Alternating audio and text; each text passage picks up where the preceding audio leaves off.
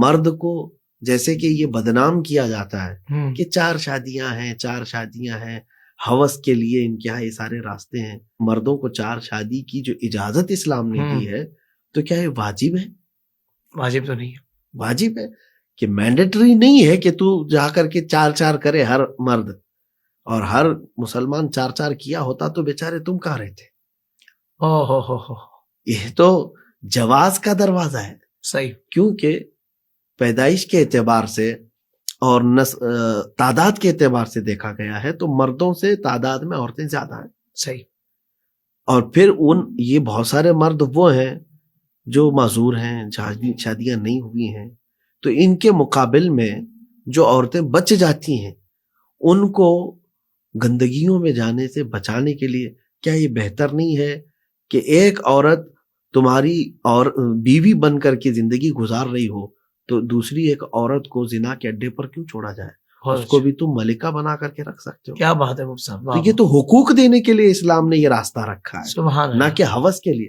کوئی بھی عورت اسلام میں اس بات کو یاد رکھیں ہمارے ہوس کا نشانہ نہیں ہے. یہ کفار و مشرکین آج کے سوشل میڈیا میں باندیوں کا مسئلہ لے کے آتے ہیں جی کہ اسلام میں باندیاں تھیں. ارے باندیوں کو ختم کیا ہے اسلام نے.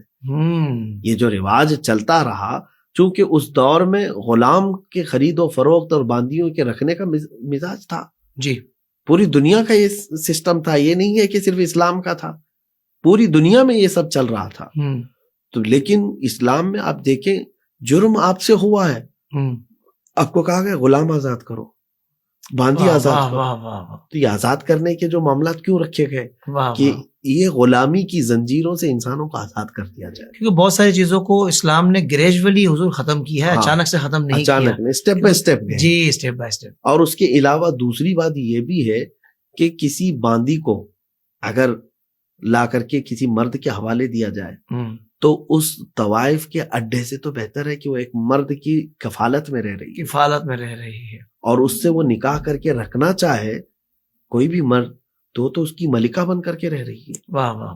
تو یہ دور تو ختم ہوا. یہ بھی اس کو ظالموں کو سمجھ نہیں آتی کہ ان عورتوں کے کیونکہ وہ جنگوں کا دور تھا اور جنگوں میں سب سے زیادہ موتیں کس کی ہوتی؟ مردوں کی ہوتی تھی.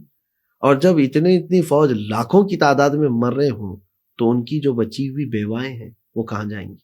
جی تو ہم باندی بنانے کی بات نہیں کرتے، لیکن ان عورتوں کی بھی تو خواہشات ہیں، ان کی اپنی زندگی ہے. مرد کا سہارا ہر عورت کو چاہیے، ہر عورت کو چاہیے. جسمانی ساخت ایسی ہے، انسان انس سے بنا ہے کہ دیکھیں آدم علیہ السلام کو اللہ تعالیٰ نے جنت میں رکھا تو فرمایا گیا کہ بے قرار تھے کیونکہ ایک دوسرا انسان نہیں ہے.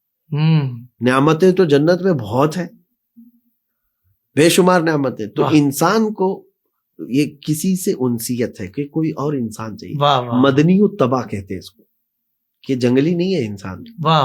یہ اپنی طرح دوسری شکل بھی دیکھنا چاہتا ہے. بہت اچھا. تو ہر مرد کو عورت کی طلب ہے، تمنا ہے، اور عورت کو کسی مرد کے سہارے کی ضرورت ہے. صحیح. زندگی یہ ساتھ چلتی ہے. اور جو یہ دعویٰ کرتے ہیں نا کہ ہم تنہا رہ لیں گے کچھ، تو یہ تو تمہاری مرضی ہے لیکن انسان کی فطرت کے خلاف ہے. بالکل صحیح. انس سے بنا ہوا ہے انسان.